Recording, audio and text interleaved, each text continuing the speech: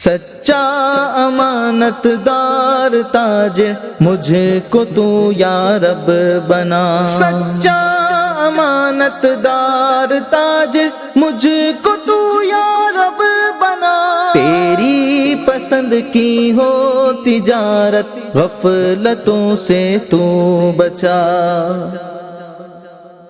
الحمدللہ رب العالمین والصلاة والسلام علی خاتم النبیین، اما بعد فاعوذ باللہ من الشیطان الرجیم، بسم اللہ الرحمن الرحیم۔ مدنی چینل کے ناظرین ملاحظہ کر رہے ہیں پروگرام احکام تجارت، اور اس پروگرام میں مفتی علی اصغر صاحب ہوتے ہیں جو ہمارے تجارت سے متعلقہ سوالات کے جوابات بھی ارشاد فرماتے ہیں۔ سلسلے کو آگے بڑھائیں گے، پہلے نبی پاک صلی اللہ تعالیٰ علیہ وآلہ وسلم پر درود پاک پڑھنے کی ایک فضیلت شامل کرتے ہیں۔ اللہ پاک کے آخری نبی صلی اللہ تعالیٰ علیہ وآلہ وسلم نے ارشاد فرمایا، تم مجھ پر درود پڑھو اللہ تم پر رحمت بھیجے گا۔ صلو علی الحبیب صلی اللہ تعالیٰ علی محمد صلی اللہ تعالیٰ علیہ وآلہ وسلم۔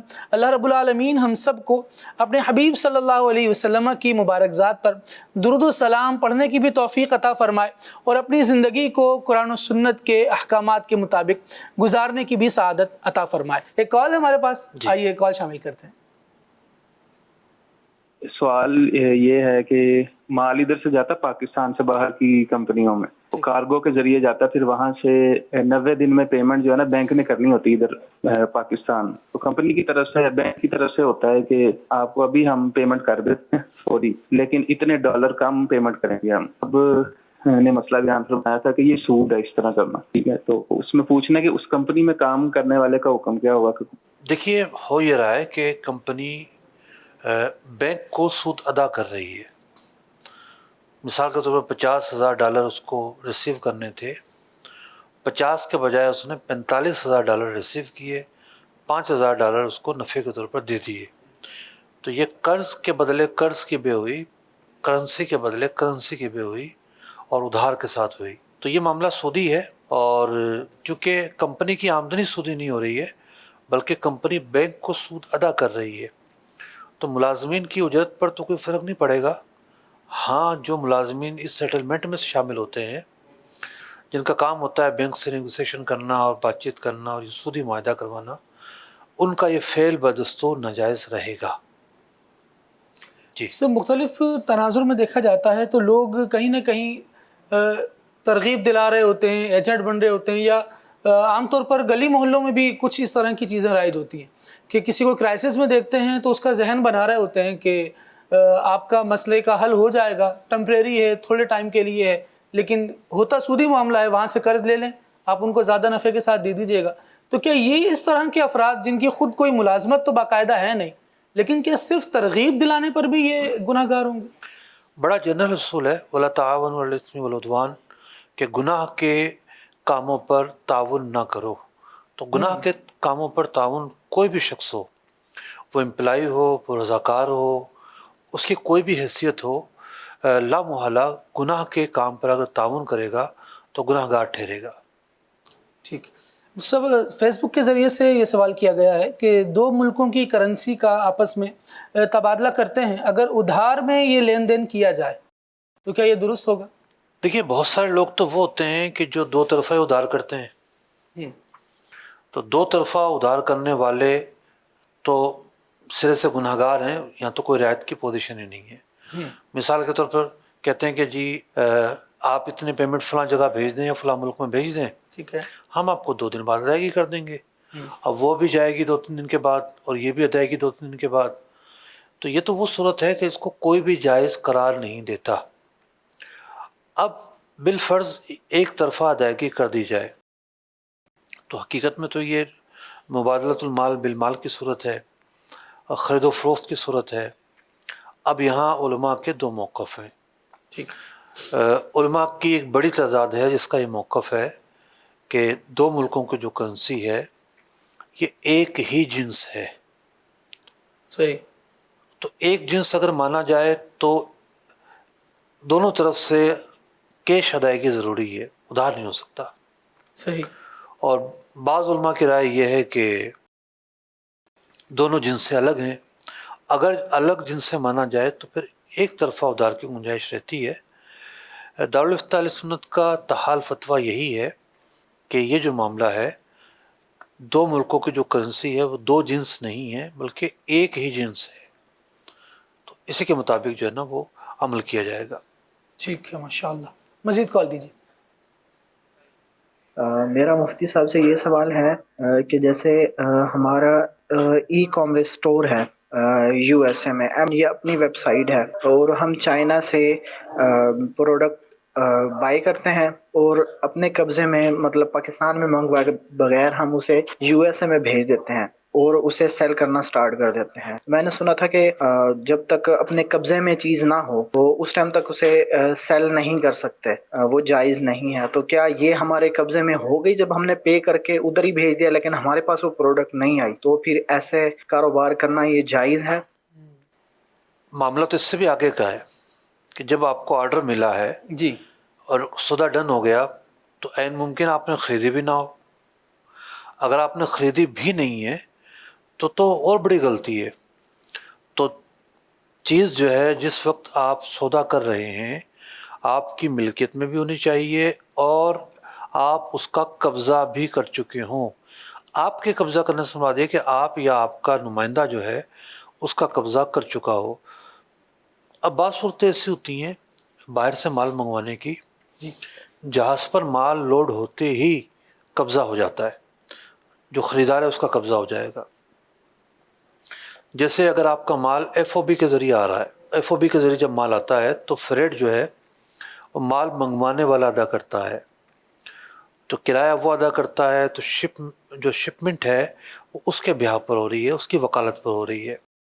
تو ایف او بی کی صورت میں تو لا محالہ منگوانے والے کا قبضہ ہو جائے گا، لیکن زیادہ تر جو ڈیلز ہیں وہ سی این ایف ہو رہی ہوتی ہیں یا کیش آن ڈیلیوری ہو رہی ہوتی ہیں، تو ان صورتوں کے اندر تو مطلقاً یوں قبضہ نہیں ہوگا۔ تو قبضہ کی صورت پائی جائے تو ٹھیک ہے، ورنہ نہیں۔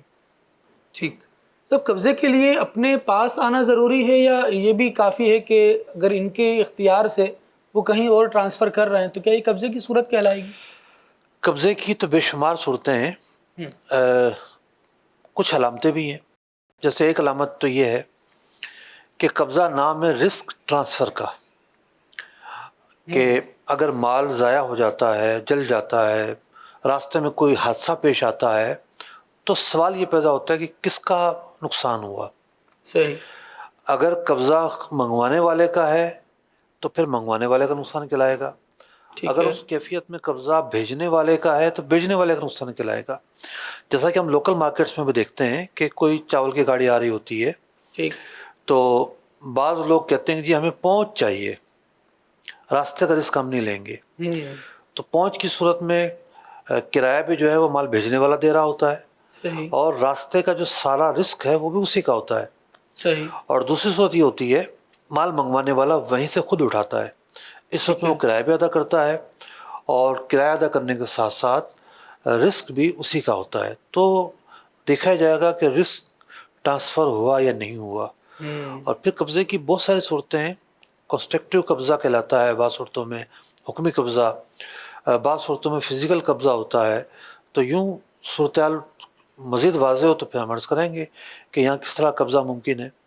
ٹھیک ہے، مزید اگر وضاحت کے ساتھ اپنے سوال کو دوبارہ پیش کریں اور کیا کیا صورتحال مزید اس میں اختیار کی جا رہی ہے، کس انداز سے آپ اس معاملے کو آگے لے کر چل رہے ہیں، یہ مزید واضح ہو جائے گا تو اور بھی زیادہ واضح طور پر اس کا جواب ہمیں مل سکے گا۔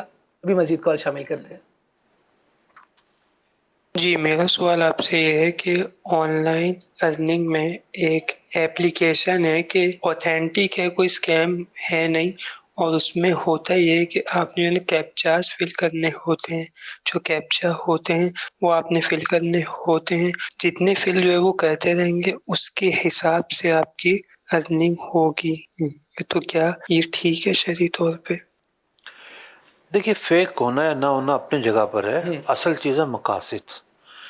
جب آپ اجرت لیتے ہیں تو ضروری ہے کہ آپ کا کام ایسا ہو جو قابل معاوضہ ہو۔ فقہاء کرام نے لکھا ہے کہ کسی آدمی نے گھوڑا کرایہ پر لیا اور مقصد یہ ہے کہ گھر کے باہر باندھوں گا، لوگوں کو پتہ چلے کہ میرے پاس گھوڑا بھی ہے، یا شیروانی کرایہ پر لی، گھر میں لا کر ٹانگ دوں گا تاکہ لوگوں کو پتہ چلے کہ میرے پاس شیروانی بھی ہے۔ تو یہ چیز کا مقصد نہیں ہے یوں ذبائش کروانا یا یوں نمائش کروانا، یہ اس چیز کے مقاصد نہیں ہیں جو یہ لے کر آ رہا ہے۔ تو فقہ نے فرمایا کہ یہ جو اجارہ ہے، یہ جو کانٹریکٹ ہے، یہ جائز نہیں ہے۔ تو یہاں آپ جو کام کر رہے ہیں یہ کوئی مقصود کام نہیں ہے کہ آپ نے خالی کیپچر لینی ہے یا خالی آپ نے کلک کرنا ہے یا خالی آپ نے ویڈیو دیکھنی ہے۔ تو یہ کوئی ایسا کام نہیں ہے جو قابل معاوضہ ہو۔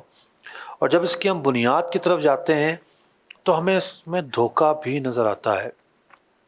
ہوتا یہ ہے کہ بعض لوگ کہتے ہیں جی ہمارے ویوز بڑھنے چاہیے، تو وہ آگے کسی ڈیلر کو دے دیتے ہیں پیکج، تو ڈیلر جو ہے نا وہ نیچے لوگوں کو کچھ کمیشن دیتا ہے کہ آپ ویڈیو دیکھو جناب، ویڈیو دیکھو پر اتنے سیکنڈ دیکھ لو، 2 سیکنڈ دیکھ لو، 3 سیکنڈ دیکھ لو، آپ کو اتنے پیسے ملیں گے۔ وہ پھر کچھ خود رکھتا ہے، کچھ ویڈیو دیکھنے والوں کو دیتا ہے۔ اب ان کو کوئی سروکار ہی نہیں دیکھنے سے، ٹھیک ہے، کیوں دیکھ رہے ہیں، کس مقصد کے لیے دیکھ رہے ہیں، کیا وجہ ہے اس کی، ٹھیک ہے۔ اور پیچھے جناب صورتحال یہ ہو رہی ہے کہ اتنے ویوز ہیں جناب، یعنی گویا کہ لوگوں کی دلچسپی اتنی ہے، ریئل جو ویورز ہیں وہ اتنے ہیں، تو ایک دھوکے کا پہلو ہے۔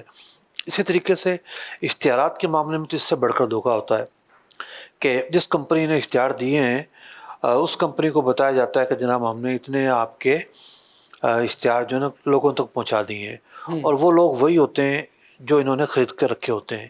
صحیح۔ تو یہ تو اس کمپنی کے ساتھ بھی دھوکہ ہے۔ جی مزید کال دیجیے گا۔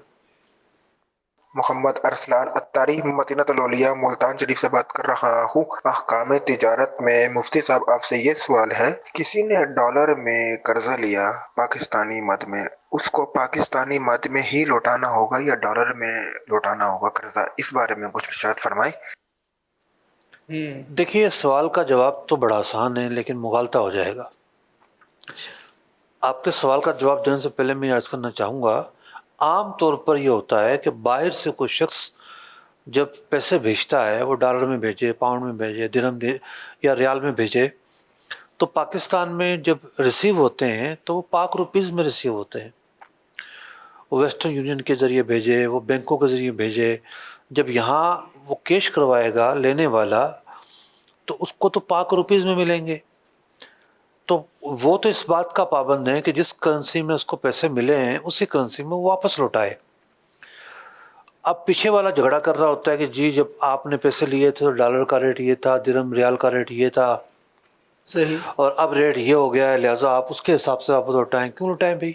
شریعت یہی کہتی ہے کہ جس جنس میں آپ نے لیا ہے اسی جنس میں واپس کرنا ہوگا۔ اس کو ملے روپے ہیں تو یہ روپے ہی واپس کرے گا، جتنے ہزار ملے تھے اتنے ہزار واپس کرے گا۔ تو اب آپ یہ نہیں کہہ سکتے کہ جی میں نے تو ڈالر بھیجوائے تھے، دکھایا جائے گا کہ اس کو کیا ملے ہیں۔ ہاں اگر آپ اس کا معاملہ معتدل راہ کی طرف جانا چاہتے ہیں کہ جناب نقصان میرا بھی نہ ہو اور اس کو بھی جو ہے نا وہ جو معاملہ ہے اس میں وہ بھی شامل ہو جائے، تو اس کا ایک طریقہ یہ ہے کہ اس کو کہیں کہ بھئی میرے پاس کسی بندے کو وکیل بنا دو۔ جیسے شخص نے ڈالر بھیجنے، امریکہ میں رہتا ہے، اب اس کا کوئی دوست بھی ہے، ٹھیک ہے، تو جس نے پیسے قرضہ لینا ہے یہ قرضہ دینے والے کے دوست کو اپنا وکیل بنا دے کہ بھئی تم اس کی طرف سے $100 میرے لیے وصول کر لو۔ صحیح، دینے والا اس کو جس کو وکیل بنایا گیا $100 دے دے۔ اب یہ اپنے دوست کو کہے یا اس کو وکیل بنایا تو اس کو کہے کہ بھئی آپ جو ہے اب میرے پیسے بھیج دو۔ اب جو بھی ٹرانسفر ہو رہا ہے وہ لینے والے کے بیہاف پر ہو رہا ہے، صحیح، تو لینے والے کے بیہاف پر جب ٹرانسفر ہو رہا ہے تو اب اس نے اصل تو ڈالر ہی لیے ہیں، ٹھیک ہے، آگے جو بھی معاملات ہیں اس کے ذمہ ہیں، تو اب جب یہ دے گا تو ڈالر ہی لوٹانے کا پابند ہوگا۔ تو اس طریقہ کار کو اختیار کر کے جو سائل کا مدعا ہے اس پر سائل چل سکتا ہے اور اس پر عمل کر سکتا ہے، اس میں کوئی مذائقہ نہیں ہے۔ ٹھیک ہے، مزید کال دیجیے گا۔ میرا مفتی صاحب کی بارگاہ میں یہ سوال ہے کہ جو ٹیوبویل وغیرہ لگاتے ہیں تو یہ ٹیوبویل وغیرہ کا پانی بیچ سکتے ہیں یا نہیں بیچ سکتے؟ ٹیوب ویل کا پانی بیچ سکتے ہیں یا نہیں بیچ سکتے؟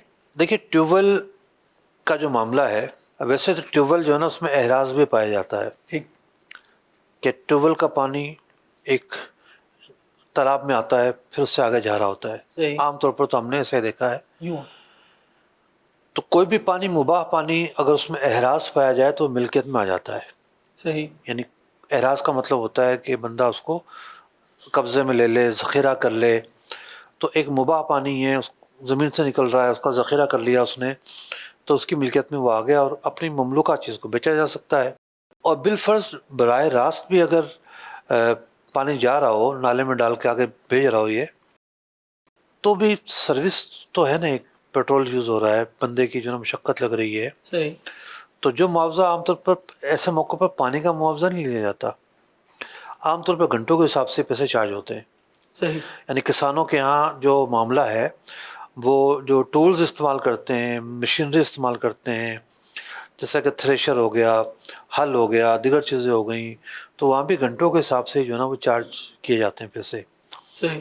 اسی طریقے سے ہم اگر اس کو دیکھ لیں, یہ کرینے وغیرہ ہیں, تو اس کے اندر بھی یہ معاملہ ہے, گھنٹوں کے حساب سے پیسے چارج کیے جاتے ہیں. یعنی معاملہ کرایہ داری یہاں پر ہوتا ہے. صحیح. تو دونوں صورتیں اگر مانی جائیں تو جواز تو بہرحال موجود ہے. ٹھیک ہے. مفتی صاحب یہاں ایک سوال ہے کہ کبیر ہیں فرام سرگودا, ان کا کہنا یہ ہے کہ موبائل اور ایسیسریز کا بزنس ہے, اور ہوتا یہ ہے کہ بزنس میں سانگ اور موویز وغیرہ بھر کے دینے پڑتے ہیں, اگر نہ دیں تو پھر بچت کم ہو جاتی ہے, تو ایسی صورت میں کیا کرنا چاہیے؟ دیکھیے, کوئلے کی دلالی میں ہاتھ کالے ہوتے ہیں. جب آپ نے بزنس ہی ایسا اختیار کیا ہے, ٹھیک ہے, آپ آگ کے اندر بالکل انگاروں کے درمیان بیٹھ کر کہتے ہیں کہ جی تپش سے میں کیسے بچ سکتا ہوں, تو آپ کے کام کی نوعیت ہی ایسی ہے کہ آپ کو تپش سے بچنا بڑا مشکل ہے. تو کام کی نوعیت کو چینج کریں, یہ جو بھرنے بھرانے کا سلسلہ ہے بند کر دیں, کیونکہ زیادہ تر گاہک وہی آئیں گے کہ جو آ کر کہیں گے آپ کو کہ جناب فلاں چیز بھر دو, فلاں چیز بھر دو, تو کس کس کو منع کریں گے؟ آپ کا دل بعض اوقات سکتا چاہے گا گاہک کیوں چھوڑے جائیں. جب آپ بزنس کا جو نا موڈ چینج کر دیں گے, کوئی اور بزنس کی لائن پکڑ لیں گے, اچھا یہ تو چھوٹی سی لائن ہے نا, سائڈ بزنس ہوتا ہے, اصل دکان کسی اور چیز کی ہوتی ہے. صحیح. تو جو جائز کام اس کو چلاتے رہیں, یہ سیکشن جو ہے اس کو بند ہی کر دیں آپ. سب کبھی کبھار ایسا بھی ہوتا ہے کہ جو لوگ آ رہے ہوتے ہیں نا, وہ زبان خلق جو ہوتی ہے وہ بندے کے جو خیالات ہیں یا جہاں بچ کر چلنا چاہ رہا ہوتا ہے اسے تبدیل کر دیتی ہے. ایک چیز کی ریکوائرمنٹ اتنی زیادہ آ رہی ہے تو وہ کہتا ہے یار جب یہ اتنے آ رہے ہیں کیوں خالی چھوڑا جائے, کچھ نہ کچھ کام کر ہی لیا جائے, تھوڑا بہت تو چلتا ہی ہے. تو کیا تھوڑا بہت سے پوری آمدنی افیکٹو ہوگی یا تھوڑا بہت کی چکر میں بسا اوقات بندہ پڑ ہی جاتا ہے حرام میں مکمل؟ دیکھیے, جو لوگ 2 نمبر مال بیچتے ہیں, جی, لوگوں کو ڈھونڈ رہے ہوتے ہیں 2 نمبر مال کہاں ملے گا. صحیح ہے, ایسا بھی ہے. ٹھیک ہے, کیونکہ اس پہ نفع زیادہ ہوتا ہے, کس جگہ سے ملے گا. تو اس کا مطلب یہ نہیں ہے کہ لوگ اگر ڈھونڈ رہے ہیں اور ڈیمانڈ ہے تو وہ 2 نمبر کام کرتے رہیں. صحیح اور غلط کی بنیاد پر چلنا ہے. صحیح. تو اگر آپ نے لوگوں کی بنیاد پر چلنا ہے, ہوا کے رخ پر چلنا ہے کہ جس کی ڈیمانڈ ہے, جس کی یہ چیز ہے. اب دیکھیں آج کل جو ہے وہ فلموں کی کیسٹیں بند ہو گئی ہیں. ایک زمانہ تھا کہ گلی گلی میں, محلے محلے میں وی سی آر کی کیسٹیں رکھ کے لوگ بیٹھے ہوتے تھے. تو وہ فارغ تھوڑی بیٹھے ہوتے تھے, ان کی ڈیمانڈ ہوتی تھی, لوگ آ رہے ہوتے تھے, اور پورا ایک بزنس تھا ایک زمانے میں وہ. تو یوں اگر کوئی ناجائز کام ہے, اس کی ڈیمانڈ اگر ہے تو ڈیمانڈ تو صرف نظر کریں گے, اللہ اور اس کے رسول کی پیروی کرنی ہے ہم نے. اللہ کریم ہمیں ذوق عطا فرمائے, شوق عطا فرمائے. بہت سی چیزیں جو چمکتی ہوئی نظر آ رہی ہوتی ہیں, بندہ سونا سمجھ کے ہاتھ اٹھاتا ہے اور اس کی طرف بڑھاتا ہے, لیکن سونا ہوتی نہیں ہے. اللہ کریم ہمیں دھوکے سے بچائے اور اس طرح کے ناجائز امور کے ایڈیشن سے بچائے. یہ چیزیں ایڈ ہوں گی تو باقی جو حلال ہے اس کی برکت بھی اڑا دیں گی. اللہ کریم ہمیں بچنے کا ذہن عطا کرے. مزید کال دیجیے. میرا نام محمد مدثر ہے اور میں عارف والا سے بات کر رہا ہوں. آپ سے یہ سوال پوچھنا تھا کہ اگر ہم کسی بھی چیز کو سٹور کر لیں, ذخیرہ کر لیں, کسی فصل کو, یا کوئی بازار سے چیز خرید لیں کہ اس نیت سے ذخیرہ کریں کہ اگر یہ مہنگی ہوگی تو پھر بیچیں گے, یہ سٹور کرنا, ذخیرہ کرنا جائز ہے؟ اب عارف والا میں تو زیادہ تر چاول ہوتے ہیں, مکئی بہت اچھے ہوتے ہیں عارف والا میں. ان 2 چیزوں کو جیسے بڑا مشہور ہے. اب چاول اور مکئی دونوں کو لے لیں. مکئی جو ہے انسانی ضرورت میں بھی آتی ہے اور جانوروں کی ضرورت میں بھی آتی ہے, اور پورا سال اس کا یوز ہوتا ہے. چاول کا بھی یہ معاملہ ہے کہ انسان کی بنیادی خوراک ہے, پورا سال اس کا یوز ہوتا ہے. صحیح. تو معاملہ یہ ہے کہ کوئی تو ذخیرہ کرے گا نا تاکہ اسٹاک برقرار رہے, سپلائی چین برقرار رہے اور مال ملتا رہے. تو یوں ذخیرہ اندوزی مطلقاً منع نہیں ہے, اس کی کچھ شرائط بھی ہیں. ایک تو بنیادی شرط یہی ہے کہ وہ چیز انسانوں کی اور جانوروں کی خوراک میں شامل ہو, اس کو ذخیرہ جو منع کی صورتیں ہیں. پھر آگے یہ ہے کہ یہ صورتیں جو ہیں اس وقت منع ہیں جب قحط کی صورت ہو, اور تیسری صورت یہ کہ زرڑ ہوتا ہو. تو زرڑ کی کیفیت نہ ہو, قحط کی کیفیت نہ ہو, تو یوں ذخیرہ کرنا مطلقاً منع نہیں ہے. ذخیرہ اندوزی عام حالات میں کی جا سکتی ہے. ٹھیک ہے صاحب, یہاں ایک سوال آیا ہے اور کہنا یہ ہے کہ قرض لینے دینے کے بارے میں تفصیل سے بتا دیجیے. آگے تو پھر دوسرا سوال شروع ہے, لیکن قرض لینے دینے کے بارے میں تفصیل سے بتا دیں تو اس پر آپ کیا بتانا چاہیں گے؟ قرض ایک کانٹریکٹ ہے, ایک ایسا کانٹریکٹ ہے کہ جس میں بغیر کسی فائدے کے, بغیر کسی بینیفٹ کے قرض دینا ہوتا ہے. قرض جو ہے وہ ایک جائز عمل ہے, مستحسن عمل ہے, بہت ہی فضیلت والا کام ہے, بہت ہی فضیلت والا کام. ٹھیک ہے. یہاں تک کہ صدقے سے بھی زیادہ فضیلت ہے قرض دینے کی. سبحان اللہ. بعض روایات میں جو مضامین آئے ہیں اس کی روح سے صدقے سے زیادہ فضیلت رکھتا ہے قرض دینا. تو اس کے اندر بالکل بھی جو نا وہ نہیں ہونا چاہیے کہ مجھے یہ فائدہ ملے, یہ فائدہ ملے, میں کیوں قرض دوں. تو یہ تو ہے قرض دینے والے کی فضیلت کے تعلق سے چند پہلو. اب اگر کوئی شخص کنڈیشنل نفع لیتا ہے کہ جناب میں قرض دے رہا ہوں اور مجھے یہ فائدہ ملنا چاہیے, وہ کیش کی صورت میں ہو, وہ کسی منفیت یعنی بینیفٹ کی صورت میں ہو, جیسا کہ آج کل موبائل کمپنیوں نے کہا ہوا کہ جناب 1000 روپے رکھیں گے تو آپ کو فری منٹ ملیں گے, 1000 روپے ہوں گے تو آپ کو جناب انٹرنیٹ اتنا ملے گا. تو ہمارا جو یہ پیسہ رکھا ہوا یہ بھی قرض ہی کی حیثیت سے رکھا ہوا ہے, قابل واپسی ہے, قرض ہے. تو اب اس پر جو کنڈیشنل بینیفٹس دیے جا رہے ہیں یہ بینیفٹس خالصتاً سود ہیں. تو قرض جو شخص دیتا ہے بغیر کسی لالچ کے, بغیر کسی طمع کے, بغیر کسی مفاد کے دے, اسی لیے اس کو حسنہ کے لقب سے پکارا جاتا ہے. ہر قرض قرض حسنہ ہوتا ہے. بعض لوگ کہتے ہیں کہ جو ناقابل واپسی ہے وہ قرض حسنہ ہوتا ہے. نہیں جناب, قرض قابل واپسی ہوتا ہے, واپس لوٹانا ہوتا ہے. حسنہ اس لیے کہتے ہیں کہ بندہ بغیر کسی مفاد, بغیر کسی طمع کے نیکی کے طور پر یہ کام کر رہا ہوتا ہے اور ایک مسلمان کے ساتھ بھلائی سے پیش آنا مقصود ہوتا ہے. اس لیے قرض جو ہے ایک عمل تبرع ہے, نیکی اور ثواب کا کام ہے. ماشاء اللہ, اللہ کریم برکت دے. اور یہ بہت پیاری بات بیوٹیفائی بھی ہو گئی اور واضح ہو گئی کہ قرض حسنہ بھی قابل واپسی ہے, اس کو بھی ادا کرنا ہے. اچھا, یہاں ایک جو ان کا دوسرا سوال تھا وہ یہ تھا کہ ایک سوٹ تقریباً 1500 یا 1000 کا ہو تو اس کو 2500 3000 کا بیچنا کیسا ہے؟ یعنی نفع میں بھی کوئی مارجن چاہ رہے ہیں. یہ مبشر بھائی ہیں خانے وال سے. دیکھیے بہتر تو یہی ہے کہ متوسط نفع لیا جائے اور لوگوں کے ساتھ آسانی سے پیش آنا, معاملات میں بھی ان پر آسانی کرنا, یہ بہت ہی عمدہ نیکیوں میں سے ایک نیکی ہے. لیکن بعض اوقات کیا ہوتا ہے کہ مارکیٹ کی فضا ہی ایسی ہوتی ہے. مثال کے طور پر یہی مال جو ہے وہ دوسرے لوگ 3000 کا ہی بیچ رہے ہیں. صحیح. یہ اگر بیچ رہا ہے تو مارکیٹ کے مطابق بیچ رہا ہے, تو مارکیٹ کے مطابق بیچنا کوئی معیوب تو نہیں کہلائے گا. بعض اوقات مارکیٹ سے نیچے آنے میں مسائل بھی پیدا ہو جاتے ہیں. ٹھیک ہے. مثال کے طور پر مارکیٹ والے اعتراض کرتے ہیں کہ بھئی آپ مارکیٹ خراب کر رہے ہو. تو یوں مارکیٹ کے مطابق بیچنا کوئی معیوب تو نہیں کہلائے گا, لیکن پھر بھی آسانی کی صورت ہونی چاہیے. کسٹمر بھی بسا اوقات ڈاؤٹ کا شکار ہو جاتا ہے کہ پوری مارکیٹ میں تو یہ مہنگا بک رہا ہے اور اس کے پاس یہی چیز اتنی سستی ہے, تو شاید کوئی ڈیفیکٹ ہے اس لیے کم پیسوں میں بیچی جا رہی ہے. کئی وجوہات ہوتی ہیں. بعض اوقات جو درمیان میں واسطے ہوتے ہیں وہ نہیں ہوتے. ایک آدمی ڈائریکٹ فیکٹری سے اٹھا رہا ہے, صحیح. ایک آدمی وہ جو ہول سیل سے اٹھا رہا ہے, ٹھیک ہے, تو ہول سیل فیکٹری سے اٹھاتا ہے, پھر وہ ہول سیل کی پرائز پر رکھتا ہے, اپنا نفع رکھ کر تھوڑا نفع کم ہو جاتا ہے. تو یوں بعض اوقات ایسا ہوتا ہے کہ کسی خاص وجہ سے ایک شخص تھوڑا سستا بیچ رہا ہوتا ہے, تو مطلقاً تو بدگمانی نہیں کرنی چاہیے. ہاں بعض اوقات یہ ہوتا ہے کہ ویرائٹی مختلف ہوتی ہے. دکھنے کو تو کپڑا ہی ہے, چھاپا وہی ہے, ڈیزائن وہی ہے, ٹھیک ہے. جیسا کہ آج کل ہر مشہور جو برانڈ ہے اس کی کاپی مارکیٹ میں اویلیبل ہے. بالکل ایسا. تو ہو سکتا ہے کاپی اسی معیار کی ہو. مجھے ایک مرتبہ ایک کپڑے والے نے دکھایا تھا. اچھا. کہا فلاں برانڈ والے کا کپڑا میں بناتا ہوں, اس کی فیکٹری ہے, اور یہ اس کے ساتھ کا کپڑا ہے. اس پر اس برانڈ کا نام نہیں لکھا ہوا تھا. کہا کہ یہ اس کے ساتھ کا کپڑا ہے, اس برانڈ والے کی دکان پر اگر جائیں گے تو وہ آپ کو اتنے کا دے گا, لیکن چونکہ میری کوئی برانڈ نہیں ہے, ہے اسی کے ساتھ کا, کوالٹی وہی, دھاگا بھی وہی, اسی مشین پہ اسی کوالٹی پر بنا ہے. تو بعض اوقات ایسا ہو جاتا ہے کہ برانڈ میں بھی برانڈ والا بھی آؤٹ سورس کر رہا ہوتا ہے, باہر سے بنوا رہا ہوتا ہے, تو کچھ لوگ وہاں سے مال بنوا لیتے ہیں.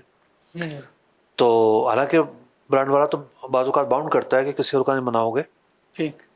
تو عین ممکن ہے اس کی کوالٹی بھی ایک ہو, اور بعض اوقات یہ ہوتا ہے کوالٹی ایک نہیں ہوتی.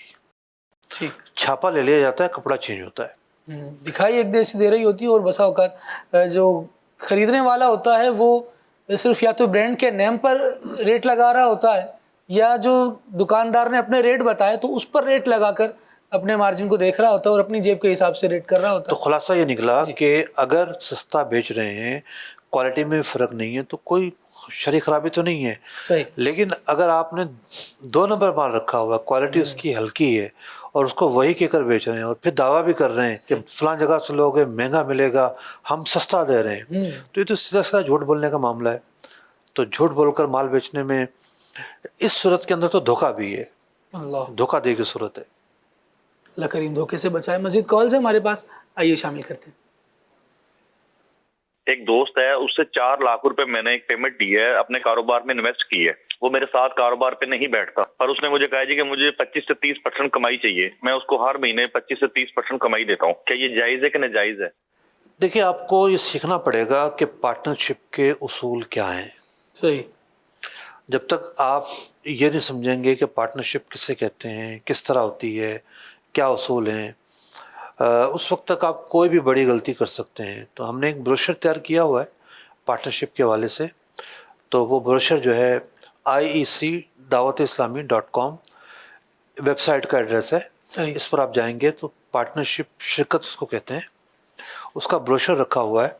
تو وہ بروشر آپ پڑھیں, اور مزید کوئی پرابلم اگر ہوتی ہے آپ کو تو IEC ہی کی ویب سائٹ پر ٹیک اپوائنٹمنٹ کا آپشن ہے, آپ اپوائنٹمنٹ لیں فری آف کاسٹ, کوئی مطلب کہ پیسے نہیں لیں گے ہم آپ سے, اور آپ اپنا مسئلہ اطمینان کے ساتھ پوچھیں. جی چلو, اس کے جزیات آپ اچھے انداز سے بتا سکیں گے کہ یہ طریقہ کار ہم اپنانا چاہ رہے ہیں, یا کوئی بھی پارٹنرشپ کرنا چاہ رہے ہیں, وہاں سے اپوائنٹمنٹ لے سکتے ہیں اور مفتی صاحب سے رابطہ کر سکتے ہیں. باقاعدہ ٹیم ہے اور جو آپ کو گائیڈ بھی کرے گی. مفتی صاحب سے بھی انشاءاللہ رہنمائی حاصل کر سکیں گے. جڑے رہیں گے تو انشاءاللہ سیکھتے رہیں گے. دعوت اسلامی کی مختلف سروسز ہیں, اور یہ وہ سروسز ہیں جو فری آف کاسٹ ہے, آپ بالکل جوائن کر سکتے ہیں. اٹیچ بھی رہ سکتے ہیں, جو معلومات ویب سائٹ پر دی گئی ہے اس سے بھی فائدہ حاصل کر سکتے ہیں. اور اگر کہیں اشکال کوئی باقی رہ جاتا ہے, کوئی بات سمجھ نہیں آ پاتی, تو اس کو سیکھنے کے لیے, اس کو سمجھنے کے لیے اپائنٹمنٹ لے کر بھی مفتی صاحب سے رابطہ کیا جا سکتا ہے. آپ آئیں گے تو انشاءاللہ اس وقت میں آپ ہی کو ٹائم دیا جائے گا, اور آپ کی جو معلومات ہوں گی ان کے اللہ نے چاہا تشفی بخش جوابات آپ کو مل سکیں گے. مزید کال دیجیے. محمد سلیم رضا اتاری ضلع بھاولپور سے عرض کر رہا ہوں. میرا کام تجارت میں مفتی صاحب کی بارگاہ میں یہ سوال ہے کہ اکثر کاروبار میں ایسا ہوتا ہے کہ ایک پارٹی دینے والی ہوتی ہے سامان اور ایک پارٹی لینے والی ہوتی ہے سامان, لیکن درمیان میں بعض اوقات ایسا ہوتا ہے کہ ایک شخص ایسا ہوتا ہے جو بروکر کا یا ڈسٹریبیوٹر کا کام کرتا ہے کہ وہ دوسری ایک پارٹی سے لے کر دوسری کو دیتا ہے, اور یہ لین دین بھی درمیان میں پیسے کا یہ کرتا ہے. تو بعض اوقات ایسا ہوتا ہے جو پارٹی مال دینے والی ہوتی ہے وہ ایک ریٹ طے ہو جاتا ہے کسی بھی کاروبار کے حوالے سے, سامان کے حوالے سے, لیکن مارکیٹ میں اس چیز کا ریٹ ایک دم گر جاتا ہے, اور جو درمیان میں بندہ ہوتا ہے وہ ضامن ہوتا ہے کہ اس ریٹ پر میں آپ کو پیسے لے کر دوں گا. جب ریٹ کم ہونے کی صورت میں جو پارٹی آگے لینے والی ہوتی ہے وہ کہتی ہے کہ ریٹ کم ہو گیا لہٰذا ہم اس ریٹ پر پیسے آپ کو نہیں دیں گے, کم پر دیں گے. تو وہ جو درمیان میں بندہ ہوتا ہے اس کو پیسے بھرنے پڑ جاتے. تو ایسی صورت میں جو لینے والی پارٹی اور دینے والی پارٹی ہے وہ اس درمیان والے بندے کے ساتھ کیا تعاون کرے گی, اس معاملے میں رہنمائی تو ارشاد فرما دیجیے. دیکھیے اگر سودا نہیں ہوا تھا, ابھی بات چیت ہی چل رہی تھی, تب تو ظاہر بات ہے کہ کوئی پیچھے ہٹتا ہے تو اس کو ایسا اختیار تو ہوتا ہے. اگر سودا ہو گیا تو جس ریٹ پر سودا لاک ہوا ہے تو اب سودا تو اسی ریٹ پر کھلائے گا اور اس کے مطابق ہی لین دین ہوگا. مال کی جو کوانٹٹی ہے وہ مال بھیجنے والے کا ذمہ ہے کہ وہ ارسال کرے, اور جو خریدار ہے جتنے کا سودا طے ہوا ہے اتنے پیسے وہ ادا کرے. یہ تو ایک بڑا سمپل مسئلہ ہے. اب رہی بات تیسرے بندے کی, تو دیکھیے تیسرا بندہ اگر اس نے بطور کفالت کے ذمہ لیا ہے کہ بھی, اور سودا ہونے کے بعد ذمہ لے, سودا ہونے سے پہلے نہیں. تو سودا ہونے سے پہلے تو جو خریدار ہے وہ مدیون ہی نہیں بنا ہے. عام طور پر یعنی ہوتا ہی ہے فقہی اعتبار سے کہ ذمہ لیا جاتا ہے دین کا, کہ سامنے والے کے اوپر جو دین ہے اگر یہ ادا نہیں کرے گا تو میں ادا کروں گا. تو سودا ہونے کے بعد اگر اس نے باقاعدہ کفالت لی ہے اور اس انداز کی کفالت لی ہے کہ اس کے پیسوں کا میں ضامن ہوں, تو پھر یہ ہے کہ اس کو ادا کرنے پڑیں گے. ضامن کا تو یہ مطلب ہوتا ہے, کفالت کا تو یہ مطلب ہوتا ہے. پورا ایک فقہ اسلامی میں چیپٹر ہے کفالت کا, اس کے پورے مسائل لکھے ہوئے ہیں, پوری اس کی شرائط ہیں, ضوابط ہیں. اور کفالت بھی جو ہے نا ایک ایسا عقد ہے جو بہت ساری چیزوں کو لازم کرتا ہے. اس کے اوپر لازم نہیں تھا دینا, لیکن اس نے خود اپنے اوپر ایک لازم کیا, یہ بھی ایک کانٹریکٹ ہے یہ, تو اس اعتبار سے تو اس کو دینے پڑیں گے. صورت جب پیش آنی ہے تو اس کے مختلف احوال ہو سکتے ہیں. یعنی کیا صورت پیش آئی, کس طرح پیش آئی. ہو سکتا ہے اس نے جب ذمہ لیا اور سودا ہی نہ ہوا, سودا ہی نہیں ہوا ہے تو مدیون کہاں سے بنا وہ. صحیح, مدیون کے دین کا سودا لیا جاتا ہے نا, یہ معاملہ ہے. صحیح. صاحب یہاں سوال یہ ہے کہ فیضان اجمل ہیں اور ان کا کہنا یہ ہے کہ کمپنی ہے اور اس میں ہم نے 2 ممبر جوائن کروانے ہیں, آگے وہ 2 ممبر مزید ممبر جوائن کروائیں گے, اس کے بعد ہماری ارننگ شروع ہو جائے گی, تو کیا یہ حلال ہے؟ ہاں, تو اس طرح چین بناتے بناتے تو آسمان تک پہنچ جانا چاہیے نا. جی, اگر اسی طرح ممبر جوائن کروانا ضروری ہے تو یہ چین چلتے چلتے چلتے پہنچ جانی چاہیے یورپ امریکہ تک. لیکن یہ چین جو نا اورنگی سے شروع ہوتی ہے, کورنگی بھی نہیں پہنچ پاتی. فراڈ پر مشتمل کمپنیاں آتی ہیں مارکیٹ میں اور وہ آ کر کہتی ہیں یوں بناؤ, یوں چین بناؤ, یوں چین بناؤ جناب, رائٹ لیفٹ چین بنے گی اور لوگ آئیں گے اور پھر سودا ہوگا اور یوں ایک نیٹ ورکنگ بنے گی. تو ملٹی لیول مارکیٹنگ جو ہے اس کو لے کر بہت ساری کمپنیاں مارکیٹ میں آتی ہیں اور 6 مہینے بعد, سال بعد بھاگ جاتی ہیں, اور فراڈ پر مشتمل ہوتی ہیں, دھوکہ دہی پر مشتمل ہوتی ہیں, اور بھی بہت ساری خرابیاں یہ کمپنیاں جو ہیں کر رہی ہوتی ہیں. تو ایسے کمپنیوں سے دور رہنا ضروری ہے. ٹھیک ہے, کال دیجیے گا مجھے. مفتی صاحب سے میرا سوال یہ ہے, شادی کے لیے گاڑیاں کروائی جاتی ہیں, وہ اپنا کرایہ پورا لے لیتے ہیں, اس کے بعد جانتے وقت کہتے ہیں ہماری مٹھائی کہاں ہے, 500,000 روپیہ مزید مانگ لیتے ہیں. اس طرح ان کا مٹھائی لینا کیسا ہے, اس کے بارے میں شرعی رہنمائی فرما دیجیے. دیکھیے اگر تو صرف وہ ریکویسٹ کرتے ہیں جی, تو بندے کی مرضی ہے, دے یا نہ دے, جبر تو نہیں ہوتا. یعنی یہ معاہدے کا حصہ نہیں ہوتا کہ جی مٹھائی بھی دینی پڑے گی. اگر معاہدے کا حصہ نہیں ہے تو آپ پر دینا بھی ضروری نہیں ہے. اب رہی بات یہ کہ مانگنا کیسا. صحیح. تو ویٹر کے جو مسائل ہیں وہ یہاں آئیں گے. ویٹر بھی ایک منہ سے تو نہیں بولتا بعض اوقات ویٹر, لیکن ہوتا ہے کہ بھئی کچھ طلب کر رہا ہے, اور بعض اوقات تو ہوٹل کے بل پر ہی لکھا ہوتا ہے کہ آپ ٹپ کتنی دیں گے. ٹھیک ہے, تو بندہ جب کارڈ وغیرہ کے ذریعے ادائیگی کر رہا ہوتا ہے تو وہ فگر بھی لکھ دیتا ہے کہ بھئی میں ٹپ اتنی دوں گا. تو بعض ایسے مواقع ہیں کہ جہاں عرفاً سوال کرنا بھی منع نہیں ہے, یا سوال کرنے کی گنجائش رہتی ہے وہاں پر. تو لیکن یہ ہے کہ لوگ اس کا پھر خیال نہیں رکھتے کہ بھئی وہ سوال ایک گزارش کے درجے میں ہے, بندہ بس بول کے خاموش ہو جائے تو وہ سامنے والا گلے پڑ جاتا ہے بعض اوقات. اور گلے بھی اس طرح پڑتا ہے کہ نہ دو تو پھر وہ شرمساری پر اتر آتا ہے، ٹھیک ہے، بڑبڑانے پر لگتا ہے. تو یہ چیز نہیں ہونی چاہیے، یہ تجاوز سے ہٹنا ہے اور یہ درست معاملہ نہیں ہے. اور یہ کلچر ہمارے یہاں آج کل فقیروں نے بھی پکڑا ہوا ہے. خیر بھیک مانگنا تو حرام ہے سیدھا سیدھا، اس میں تو کوئی جواز کا پہلو نہیں ہے سوائے یہ کہ کوئی مسکین ہو، اور عام طور پر مسکین نہیں ہوتے لوگ، پیشہ ور ہوتے ہیں. تو نہ دو تو جناب بہت بڑبڑا کر جاتے ہیں، تو ایسا نہیں ہونا چاہیے. مجھ یہاں ایک جو بھی آپ نے پچھلے سوال کے جوابات میں ارشاد فرمایا، تو اسی کو کالر میسج کرنے والوں نے لکھا ہے اور اس پر مزید سوال کیا ہے. ان کا کہنا یہ ہے کہ مجھ صاحب آپ نے فرمایا کہ مارکیٹ کے ساتھ ریٹ کمیشن مینٹین کرنے کے لیے مارکیٹ کے ساتھ چلنا کوئی ناجائز منافع نہیں ہے یا نہیں سمجھا جائے گا. یہ کہہ رہے ہیں کہ میرا سوال یہ ہے کہ آج کل یوریا کھاد کی جو بوری ہے ایک کی قیمت 3400 سے 3500 ہے، جبکہ بلیک میں مارکیٹ میں یہ 4500 سے 5000 تک میں اویلیبل ہے، تو کیا ایسا کرنا بھی جائز ہوگا؟ دیکھیے مارکیٹ کو آزاد رکھا گیا ہے، یعنی بیچنے والا خریدنے والا جس قیمت پر اتفاق کرے صحیح وہ اصل پرائز ہوتی ہے. بعض چیزوں کے بارے میں حکومت کی طرف سے پابندیاں ہوتی ہیں، شاید کھاد بھی ان آئٹم میں سے ہے جس پر پابندی تو ہے کہ جناب آپ کو اتنے ہی کی بیچنی ہے.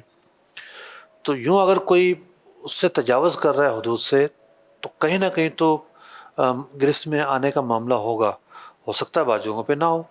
اگر یہ 4500 کا بیچ رہا ہے اور خرید کے لا رہا ہے بیچارہ 4200 کی، تو اس کو کیا الزام دیں گے ہم؟ ٹھیک. تو بعض اوقات خرابی سسٹم کی ہوتی ہے، فرد کی نہیں ہوتی، تو سسٹم کو درست کیا جانا ضروری ہے. تو یہاں بھی یہی ہے کہ اگر سپلائی زیادہ ہو اور سپلائی بر وقت ہو تو وہ تو منتیں کریں گے آپ کی کہ جناب آپ آئیے کھاد لیجیے ہم سے. تو چونکہ یہاں شارٹیج پیدا کی جاتی ہے اور مونوپلی کر کے ایک مصنوعی بحران پیدا کیا جاتا ہے جس کی وجہ سے لوگوں کو دشواریاں ہوتی ہیں. اللہ کریم ہمیں مسلمانوں کو آسانیاں دینے کا ذہن عطا فرمائے اور اس کے لیے کوششیں کرنے والا بھی بنائے. سلسلے کا وقت اختتام پذیر ہوا اور خود بھی فائدے میں رہیں، لوگوں کو بھی فائدہ پہنچائیں، نبی کریم صلی اللہ تعالیٰ علیہ وآلہ وسلم کے فرمان کے مطابق برکتیں حاصل کریں. سبحانک اللہم و بحمدک، اشہد ان لا الہ الا انت، استغفرک و اتوب الیک. صلو علی الحبیب صلی اللہ علی محمد صلی اللہ علیہ وآلہ وسلم. سچا امانت دار تاجر مجھے کو تو یا رب بنا. سچا امانت دار تاجر مجھے کو تو یا رب بنا. تیری پسند کی ہو تجارت غفلتوں سے تو بچا.